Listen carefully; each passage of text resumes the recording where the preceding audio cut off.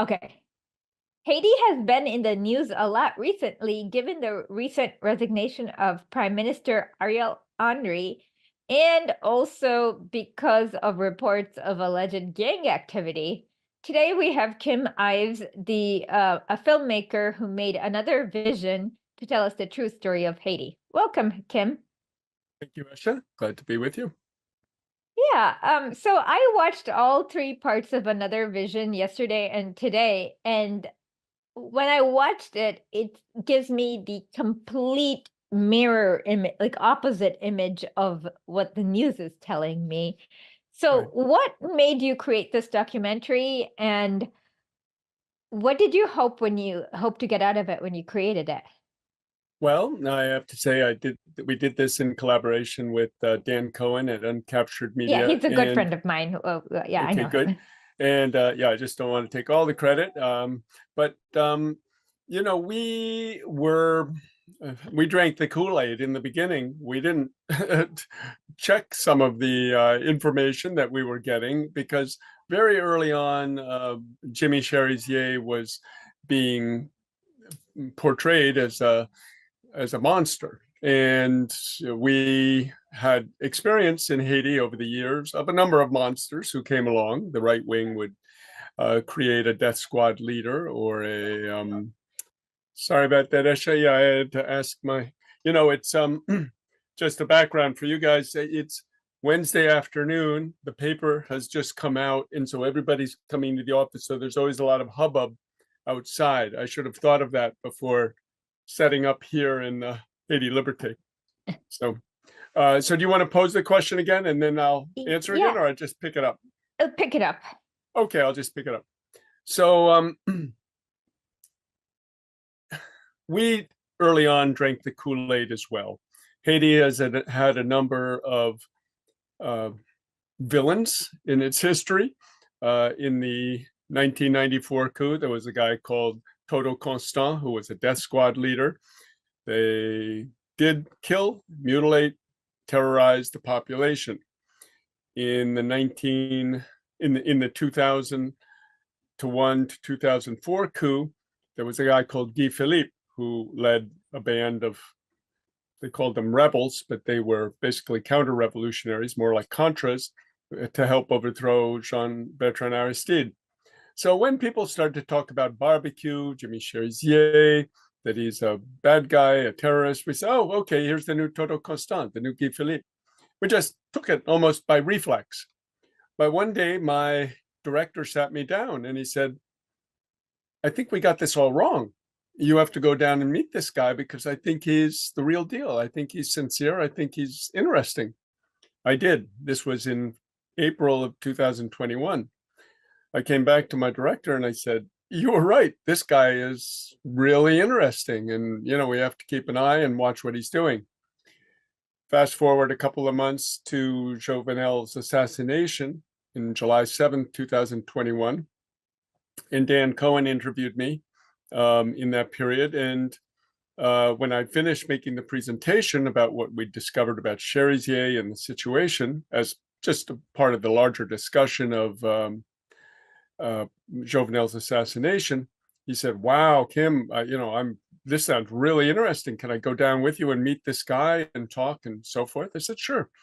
And he said, listen, I can't guarantee I'm going to agree with you. I got to call it like I see it. I said, that's okay. I think you're going to agree. And he did. And hence the film began to really push back on the disinformation, the smear campaign that was being done against him. And this isn't surprising because the US flagged him already as a danger early on. And they always want to create the challenge to their hegemony as criminals. In 1915, when the US Marines invaded Haiti, they called the Kako guerrilla fighters bandits. And today, the new term is gangs. So all these people that are in the streets, that are fighting to get Ariel Henry out, are gangs. And Jimmy Cherizier is treated as the principal gang boss. But in fact, this is a revolutionary movement that he's been thinking about, working towards, striving for these many years, basically since 2020 is when he founded his coalition called the G9 Family and Ally Revolutionary Forces of the G9 Family and Allies. You mess with one, you mess with all. I know it's a long name. We just call them the G9 for short. And their purpose was not only to keep their neighborhood crime free, to keep kidnappers and extortionists and rapists and so forth from coming into their neighborhood, robbers, but also to carry out this revolution to change Haiti so there wasn't criminality, so people didn't need to be criminals, where people could eat, where people could have hospitals, schools, sanitation, roads, water, electricity, internet, etc. And so it's a very straightforward revolution. And he's being painted more and more as a monster. Now he's a cannibal, if people have seen stuff online. And all of this is basically to create the justification for the intervention that the US sees is going to be necessary to try to stop this revolution. Well, today I just saw a news report where where the US and allies are holed up in a hotel in Jamaica. And one of the conditions to be part of the new government that the US has arranged is that they have to support the UN security mission into Haiti. And to me, that's just outrageous in the puppetry. Do you have any comments about that? It's a perfect term. I'll probably borrow that from you. Outrageous in the puppetry, because they really have taken the most obvious script off the shelf, which is here are the conditions, and if you meet these conditions, we'll let you run your own country. No, this crew, everybody who agreed to go into this, they're toast. They're done. Politically, the people aren't going to touch them with a 10-foot pole. This thing is going to go nowhere. It's going to go over like a lead balloon with the Haitian people. And it's amazing really to watch how the empire has become so flat-footed, so completely maladroit in dealing with all its problems. It's like firemen rushing around with gasoline. And I mean, what are they thinking? So I mean, they're caught in a corner too, in a sense, because people in Haiti, like most of the planet, are just fed up with the poverty and the difficulties that they're having in life, and they want a new order. So yeah, this council that they're talking about, this is going to be a footnote in history. I'll be surprised if they even are able to get it set up. Yeah, I was wondering if they were going to invite Juan Guaido there. Right, I know. He went over well, didn't he? Yeah. So one thing that was very clear in part 3 of your film is the poverty that most Westerners or many Easterners cannot imagine in Haiti. So you guys go through this area that of slums that have like running sewage or some kind of wastewater through the road, and people have to walk through the wastewater in order to get to their houses. And a Right. lot of them have very improvised tin roofs, like plastic bag roofs that won't protect them from the weather. And during this time, Jimmy Cherizier says we are going to go protest for food. Can you tell us a little bit more about the poverty and what kind of real, like how Jimmy Cherizier is helping his neighborhood or like in Port-au-Prince get like the basics like food and clean water? Well, yes, as you saw, and I think it's important for your viewers to know that you really have to get to the third episode. The first two really set up the third, but the third is where, as they say in Creole, the buckle is buckled, where you really see what it's all about. And Cherizier really began his journey as just trying to better his neighborhood. It was a neighborhood betterment project called another vision for Lower Delma, which is his neighborhood.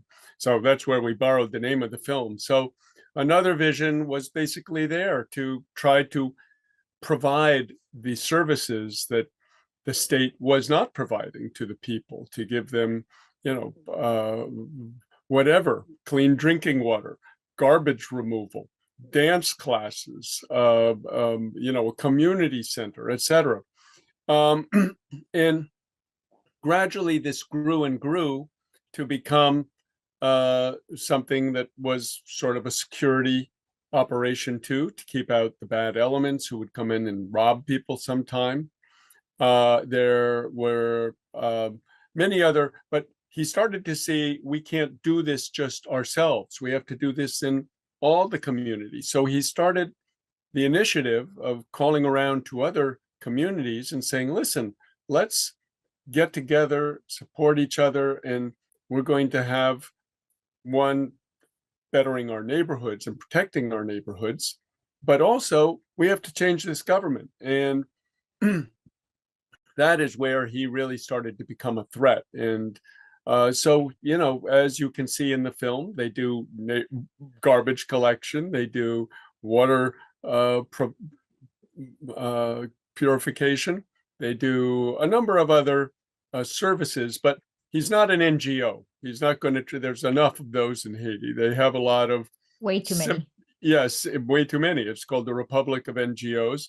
And they bring them down and they put tons of band-aids all over Haiti, a band-aid here, a band-aid there. But he's saying we have to cure the problem. We have to fix the wound. We have to stop the blood from flowing. And so that's really became his purpose. And that's where he's arrived today, as this revolution is in its early days, however long it goes. Um, so one thing I noticed is that in I think it was in part 1 and 2 of the film, almost every Western media source seems to borrow their anti-Jimmy Cherizier propaganda from this one NED affiliated NGO. Can you talk a little bit more about that? Well, yes, that would be the RNDDH, which is the National Network for the Defense of Human Rights, headed by a guy called Pierre Esperance. And again, we're in the learning curve. We don't say we saw this from the beginning. In 2019, I did a big piece for the Intercept on U.S. mercenaries who came down to try to steal money from central bank. And I worked with Pierre Esperance, and he seemed okay. I knew his bad background, but I figured, well, maybe he's reformed, maybe he's better. But then I learned, that he was still up to no good. And the essence of his role has been, and this is true with, I could say, human rights generally, because just to historically do a little step back, the US used to have the good neighbor policy right under FDR, where we would find a local dictator, strongman, Codillo, general, whatever it was, Somoza, Stroessner, Batista, Duval, Trujillo, etc., in Latin America to monitor the neo-colonies and keep them in line more or less with an iron fist. And there was a lot of corruption. But these guys, caused a lot of problems too, and created a lot of Che Guevaras. And pretty soon, the US said, we need a better arrangement. And that arrangement was needing to change too, because they couldn't just do it, especially after the Cold War ended, on the basis of, they're going to go communist. We're going to have a domino theory, a domino effect happening in the hemisphere. So what they came up with was human rights. Human rights is going to be our, standard that we fly under, and we're the defenders of human rights. Never mind that, we're the main prop up of Israel or Saudi Arabia or whatever terrible case we can cite. But human rights groups now began to flourish, began to spread like mushrooms. And it was a good business too, because you get money, State Department, Soros Foundation, et cetera, et cetera. So the one of these uh, human rights groups that leads the pack of them in Haiti, of the Haitian ones, is this RNDDH. And it is a complete tool, a complete political party, we could say, which goes out and basically smears the enemies of the empire and makes some money at the same time. So RNDDH is very much featured in the film, and its role in sliming and smearing Cherizier is, I think, made clear. You'll let me know if it was made clear. Very clear. But okay, so anyway, watch the film for that to just see the anecdote of how the human rights industry works in Haiti. Yeah, Human Rights Watch does that too, where they're good on Right. one issue, like Israel or Palestine, but then they but then they Mhm. like push State Department to give themselves credibility, and then they just push State Department propaganda in every other issue possible. Yeah, it's like the old Trotsky adage. I'm not a Trotskyist, but he did have a good line which said, he was talking about the New York Times, and he was saying they tell you the truth some of the time, but that's so they can slip you the lie when it's really important. Exactly. Yeah, That's how I feel about the New York Times. So sometimes right. And also the New York Times. Yeah, it's the whole thing. they accidentally tell the truth once in a while, but Right. then you have Yeah. that's what I call truth slips. But Yeah. then they quickly recover from that. Oh, so one thing you do touch is the assassination of Jovenel Moise. Moise. So I'm sorry, did I mispronounce that? Moise. Moise. Moise. So um, it seems weird that the assassination of the leader of the country is kind of still unsolved. What is going on there? Well, it's like the assassination of John F. Kennedy still being unsolved, isn't Well, it? Olaf Palm do, but that was because it was the CIA. Yes, right. Well, it's the same thing. The US almost 99.99999% certainly was involved in it, or at the very least had foreknowledge of it, because there's no way you can have 30 Colombians on their cell phones hanging out in the country for 3 months talking about this operation they're going to do, and the US Embassy didn't know about it. It's the fourth largest US Embassy in the world. You look at it, it looks like a porcupine. It's just bristling with antennae. And so they had to know what was happening with this. And there is very good evidence and indications that people like Pierre Esperance were involved in it, and quite a few others. So there we have this plot, this conspiracy to overthrow the president. And now who's going to take charge of it? Well, the very people who were behind it, and that's the US. They've taken a lot of the people that they've captured so far, who are low in the ladder of this thing. We don't have any idea really yet of who the intellectual authors and who the money baskets, money pots were behind this.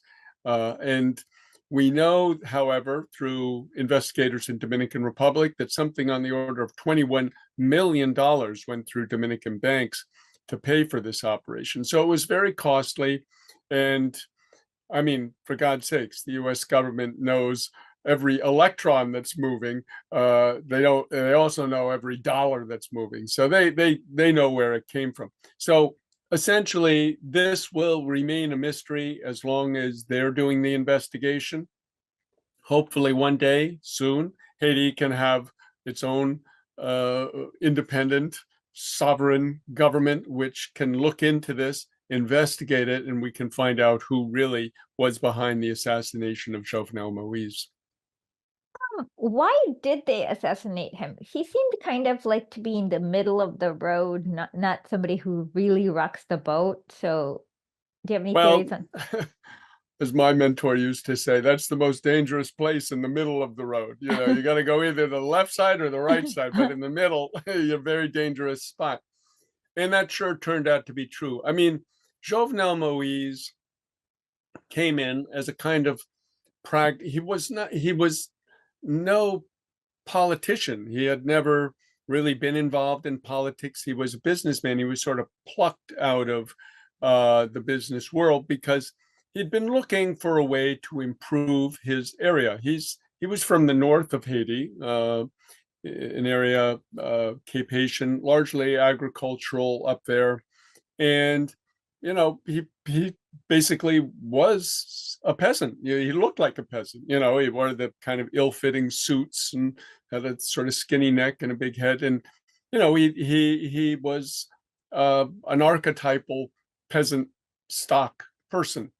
And so he really did have a vision, it turns out, or a desire to improve the lives of the people he grew up with and those. So he started to make projects and plans for electrification and for paving roads and for building dams and making canals and so on and so forth. But unfortunately for him, the US government was in a war with Venezuela.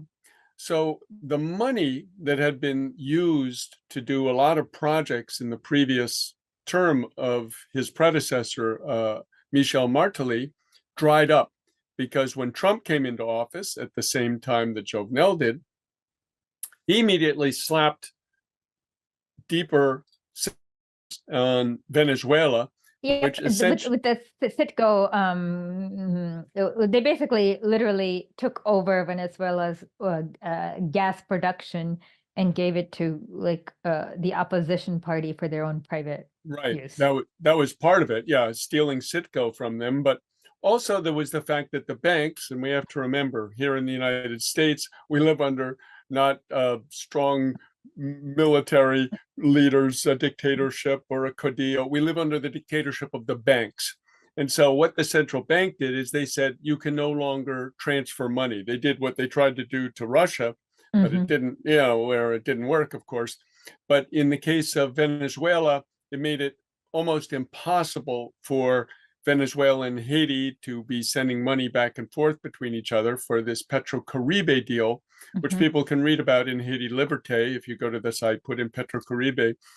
WikiLeaks gave Haiti Liberté the 2,000 documents relating to Haiti, and we did about 60 articles on all manner of things. But the very first one, was on the Petrocaribe deal and how the US tried to torpedo it.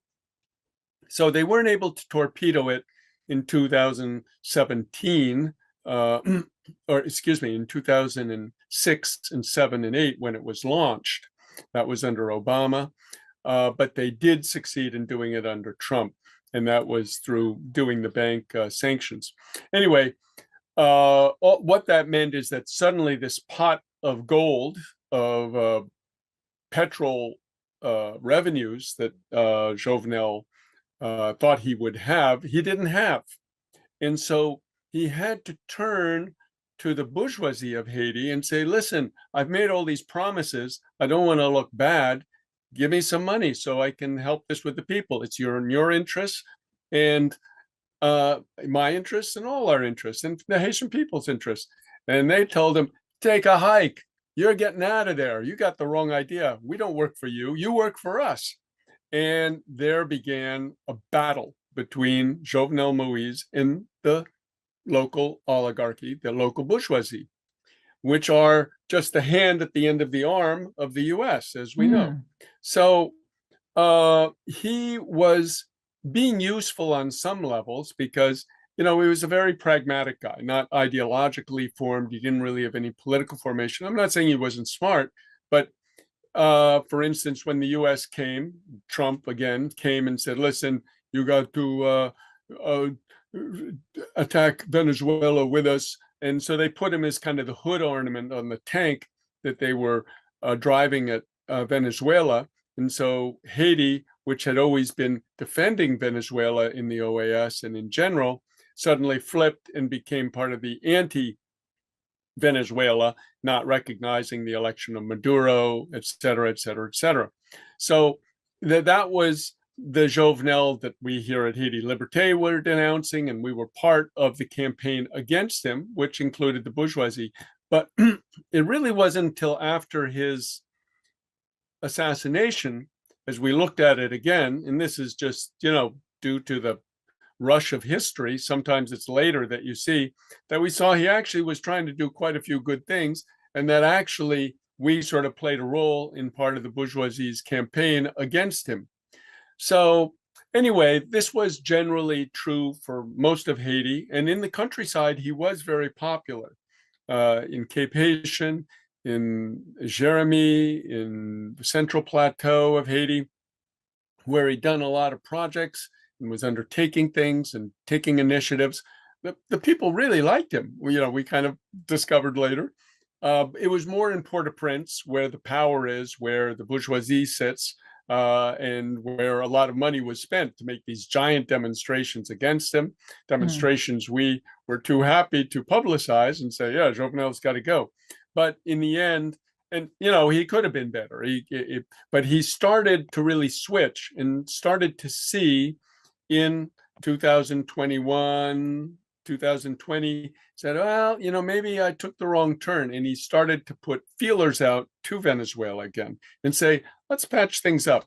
And to Russia, he received the Russian ambassador. So he made a trip to Turkey, where apparently he was trying to talk more to the Russians. And so all of this was a danger sign. And, like Henry Kissinger said, being a friend of the United States can be fatal. It turned out to be fatal for him.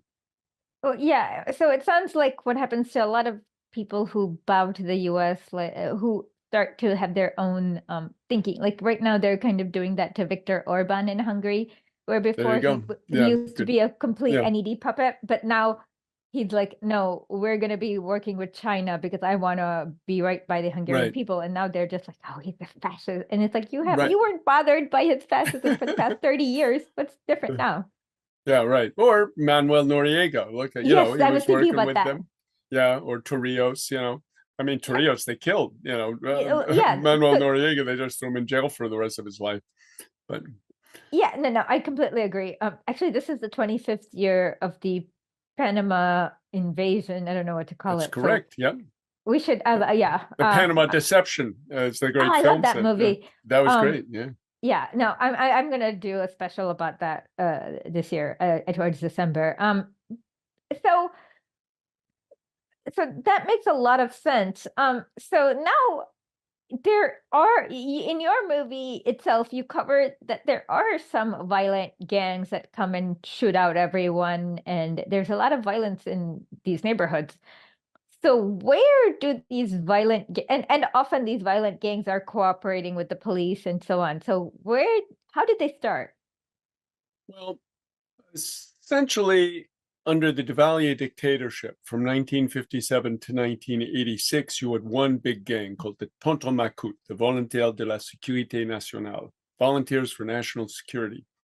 And this was like a militia that Duvalier formed to guard his power. They were the eyes, ears, and fists of the regime, and they were very brutal. Graham Greene wrote an amazing novel sort of describing them called The Comedians. I highly suggest it to people, for people to read or to watch the movie with Richard Burton and Elizabeth Taylor in the lead roles by the same name, The Comedians. And in 1986 was when the US was shifting from using dictators to doing demonstration elections. And then the enforcers of the New World Order that was emerging was the United Nations instead of the army or the militias. So Duvalier was one of the first ones to sweep away because he wasn't being very effective anymore.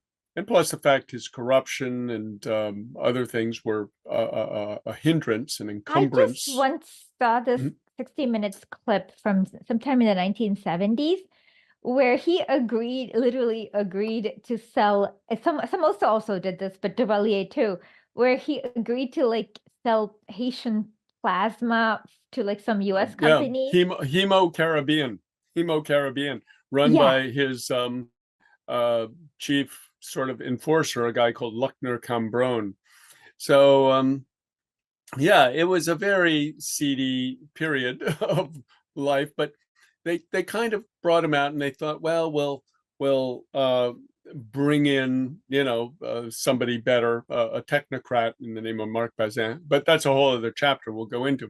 In any case, when they broke up the Makouts, these guys who had gone through their life intimidating and, just basically stealing money, walking into a store and taking what they want and walking out, they started to go on rampages in, neighborhoods which were newly liberated from the dictatorship. And the people started to make what's called vigilance brigades, which began as sort of pots and pans. They'd start to bang them when the bad guys were around, and some guys had machetes and so forth. And then gradually, those vigilance brigades were hired by some of the bourgeoisie to guard their warehouse or their factory or their plantation. And they began to say, okay, you need some guns, and, arm them and give them a little more power and strength.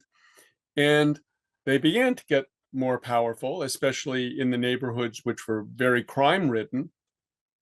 And that's how they grew. And some of these gangs became criminal gangs. And they said, okay, we'll make business doing crimes. Ransoms are a good thing. And then especially the example was set in 2004 when U.S. SEAL team came and kidnapped Aristide from his house. And they said, oh, so kidnapping's on the table now. Let's do that. But there were a number of them who remained vigilance brigades who said, no, we don't want crime. We want everything in order. We want people to live peaceably, go about their life. And so that was the Jimmy Cherizier group, whereas the other criminal gangs were more mercenaries, were people who would do anything for money. And that was really the trouble we saw in Haiti over the past 5 years, was the battle between these vigilance brigades led by Cherizier's G9 coalition against the criminal gang coalition called the GPEP. But, as Esha, every revolution has a kind of a dress rehearsal, a tryout, right? The Russian Revolution, we had 1905. Cuban Revolution had the Moncada. But in this case, it was the autumn of 2022. And the puppet of the U.S. Finally followed his orders and doubled the price of gas on the population, cut the fuel subsidies. Yeah, Ariel Henry. And Cherizier, the whole country blew up. Everybody went out in the streets. Barricades went up everywhere. And the G9 said, yeah, we got to this is our perfect occasion. We're going to lead the way. And the fuel terminal, the biggest fuel terminal, there were 3 in Port-au-Prince, but the biggest one was Vareux. They blockaded it. They put blockade around so trucks couldn't go in and out. They said, okay, if you're going to make it impossible for people to buy gas, the bourgeoisie's not going to get gas either. We're going to shut it down. We're going to shut you down. You got to resign, Ariel Henry, before we open this up. Well, what did Ariel Henry do? He went to the criminal gangs and he gave them money to launch a war on the G9. And so Cherizier, who was confronting the police and trying to force Ariel out, ended up in a battle with the GPEP groups, which, just all you need is money. And they gave them money, they gave them guns, they gave them ammunition. And pretty soon it got to the point where, with the international community saying, oh, it's the G9 is causing all the problems in the country because they blocked off the Vareux plant. Finally, they met and they said, we better retreat because we're getting killed here. And the people didn't rise up at that time. So that was kind of a lesson to him, and what they decided. And I just say him for shorthand. This is a group. They really decide things by consensus and discussion. I've listened in on some of these conversations, not too closely, but it's very animated, and they're debating how to go forward. What they decided, they said, listen, we're not going to be able to overthrow Henri and get this revolution we want if we're just doing it ourselves. We have to work. We have to make peace with these criminal gangs because it's in their interest too. They don't have to resort to crime anymore. They can redeem themselves and maybe not be so hated by the people.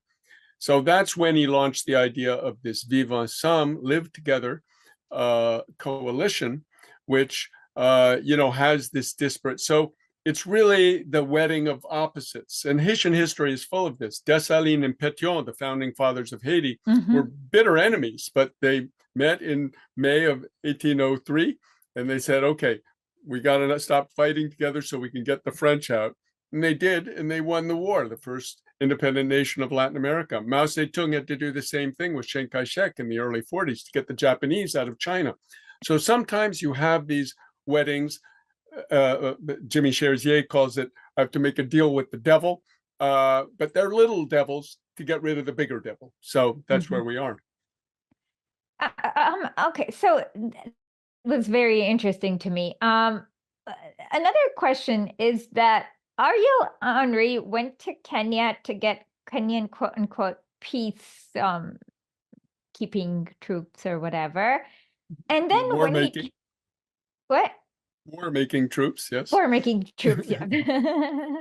Yeah, it's a complete opposite of peacekeeping, but it's funny how it's like an Orwellian. They call it peacekeeping, but you're right, it's war making. It's like they're going to save the environment with the things to rape the environment, right? Yeah. Yeah. But then he tried to come back, but the airport was blockaded. Can you explain what happened there? And he had to reroute back to New Jersey and then try to go back through Puerto Rico. Right. So essentially, there was a big movement in the months of December, January, and February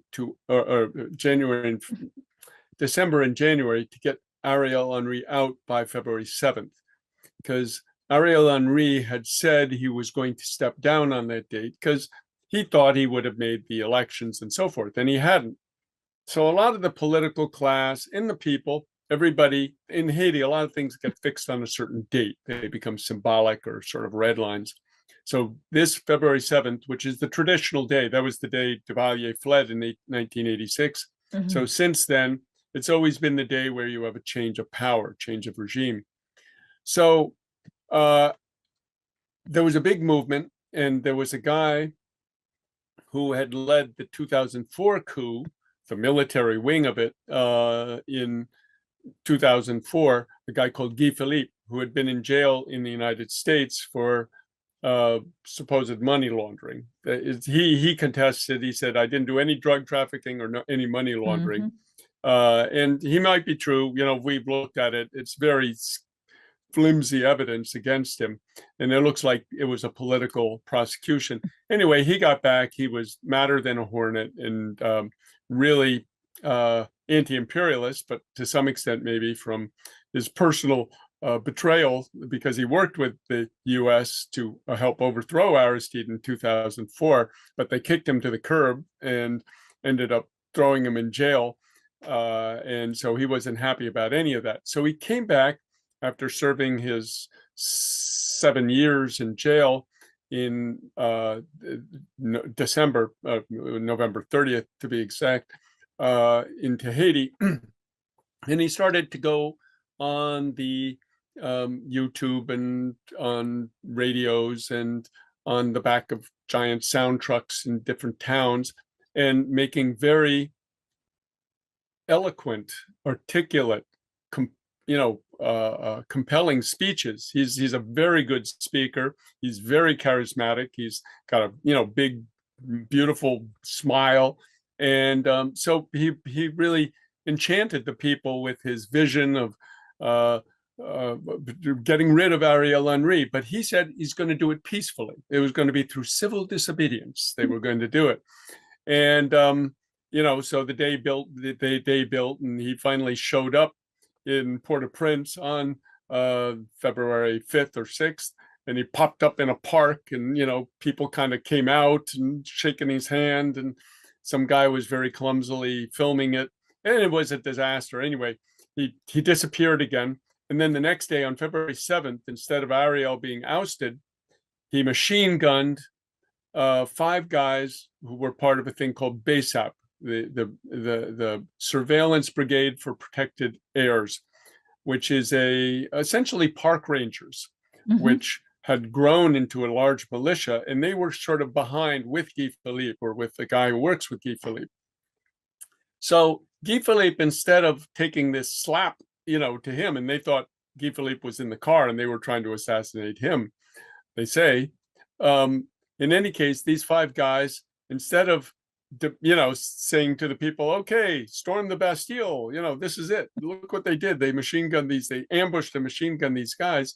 He went back to Jeremy in the south, and that was kind of the end of the story. That was, and so people kind of got a little disillusioned with Guy Philippe and disappointed, etc. So basically, then you have the month of February, and Cherizier is sort of, watching this all, and he's got his own plans. And then when Ariel goes out to go to Kenya to sign a totally phony baloney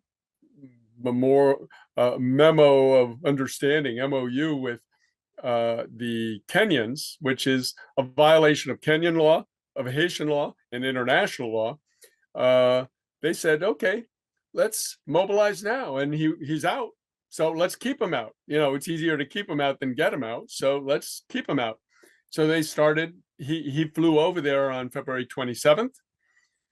And on February 29th, they started their assault. They started on police stations, burning some government buildings, and it's just been going methodically since then.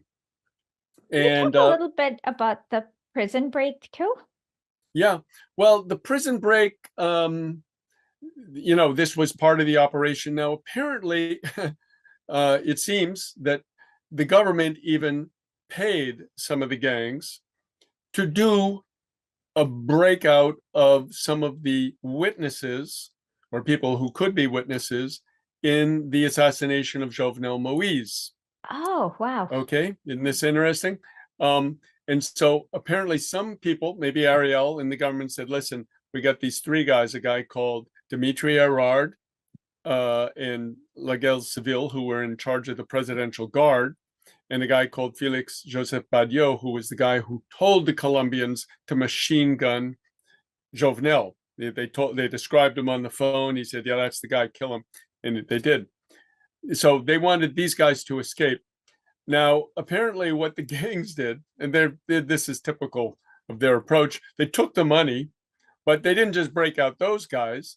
They broke out everybody, like 4,000 people, because a lot of them were their people. And so that's a lot of the story behind the prison break. I mean, not only do they need soldiers, they need people for what they're doing, but 90% of the people in the jail are untried. They're uncharged even, so most of these people will spend a decade or more in jail with nothing, just on the basis some cop picked them up because they were in the wrong place at the wrong time or dressed wrong. So that's the story behind that, very complex, very nuanced, but but of course the press tried to run with it. Oh, look, they're releasing all the bad elements, all the criminals, etc. Yes, to some extent it's true. There were bad people in there. There were kidnappers in there. There were people who had been convicted, but a lot of people were just poor victims who didn't have enough money to get out, couldn't, never see a judge. So this reminds me of a little bit of Bane when he says storm, blockade, prison, and free. Yeah. But continue. Yeah. So in any case, the revolution is underway now, and we'll see. It's very fraught. Can you explain what they're doing with how they blockaded the airport, like how they made it impossible for Henri to land? Well, it didn't take much. They just shot a plane on February 29th, or maybe it was March 1st. It was, in fact, a Canadian charter plane which flies to Cuba, which got a bullet, in the fuselage or in the window. It wasn't a major thing, but it was enough for all the planes to say, oh, man, we don't want to get near there. Okay. That was one. And the airport is kind of near gang territory. And then in the north in Cape Haitian is the only other area where you could land a plane. And the strong politician up there, a guy called Moise Jean Charles, formerly with the Lavalas family party, now with his own party called Petit Dessalines, Dessalines' children. He's in a bloc. He's in a alliance with Guy Philippe. So it's Maurice Jean-Charles and Guy Philippe, who are opposite ends of the political spectrum traditionally, but are now working together. So he mobilized his people. He's very strong in the north to basically occupy the airport and make sure no plane could land there. So basically, between the population and the Vivre Ensemble coalition, they were able to prevent any landing of Ariel Henry. Now, there was a plan hatched, discussed when Ariel Henry flew back from Kenya to New York to fly him to Dominican Republic and then bring him into Haiti in a helicopter.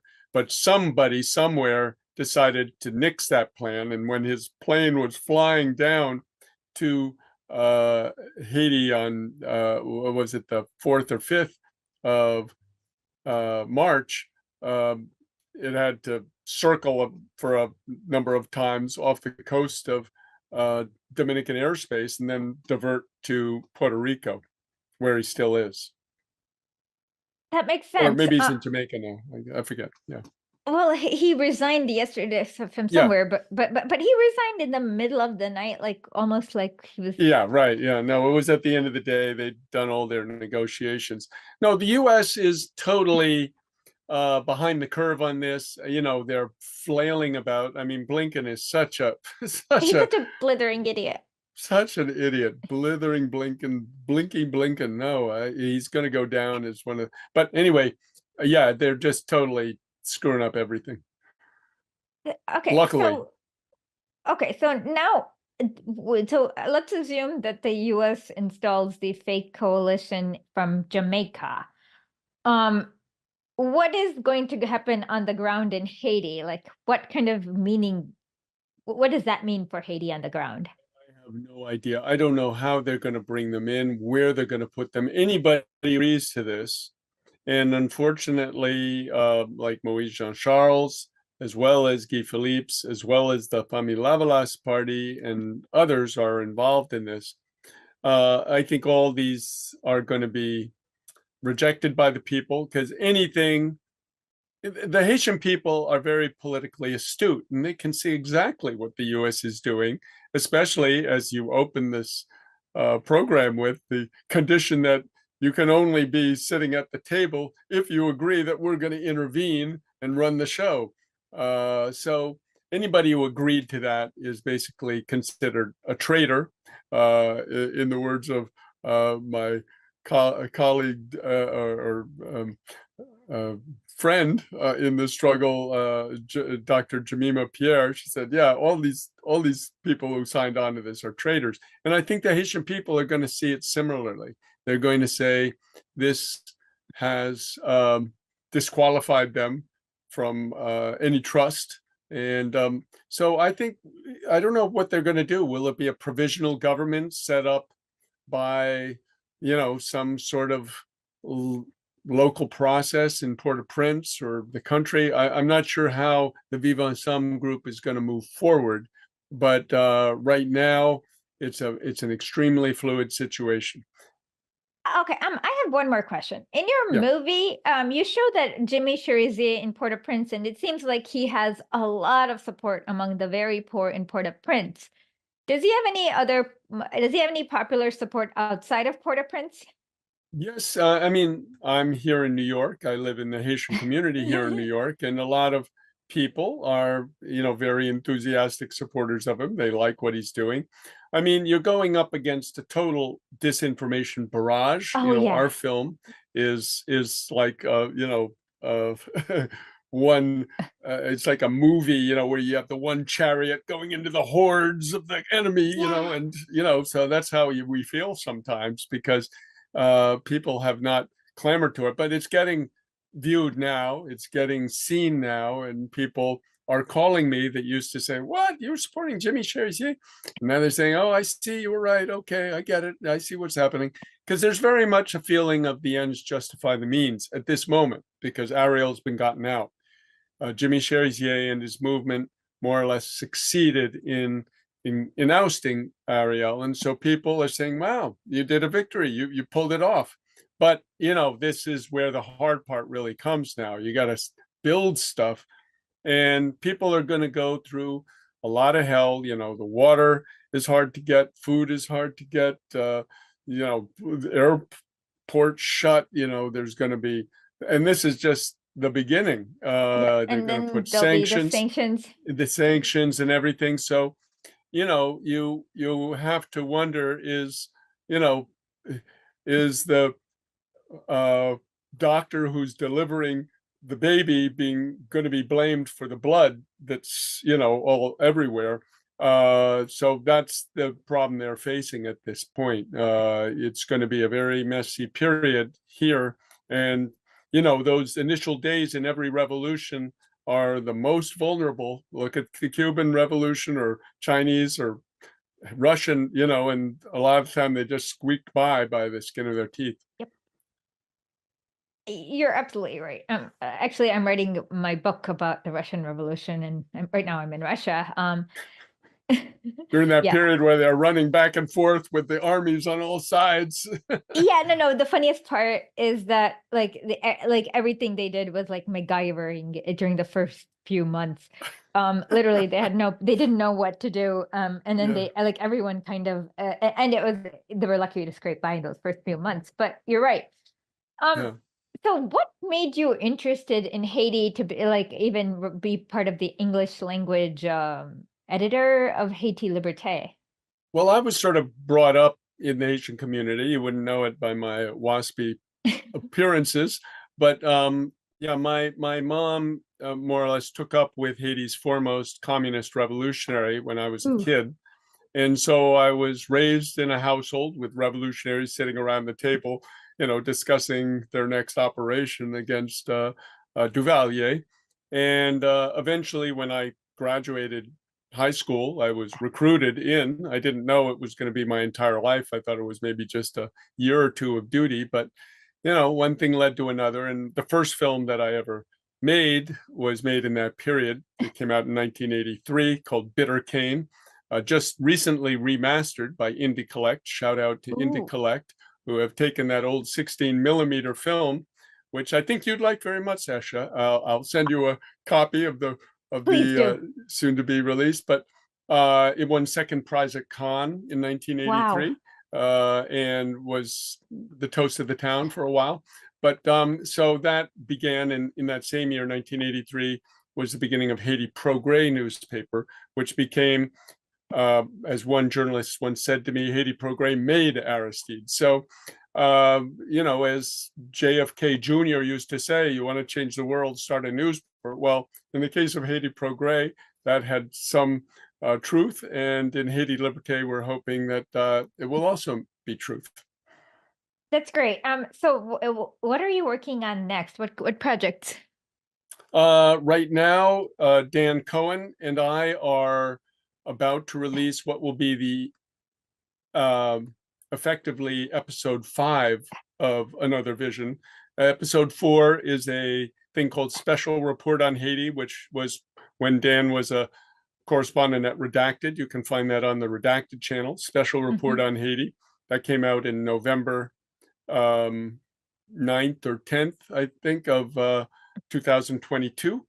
And so this will be that we could call episode 4 effectively. And this will be episode 5, which is going to be the report after we took a trip last August, which was kind of the beginning of the Vive Ensemble project. And then one in February, which was the penultimate days before this uprising. So I think it'll be pretty interesting. And we're about to drop today a long interview between Jimmy Cherizier and, you know, Esha, in Another Vision, the guy with the kind of blue wall behind him who Yeah, says, you know, uh, Jimmy Cherizier is the devil incarnate and is the worst enemy of everybody in the world.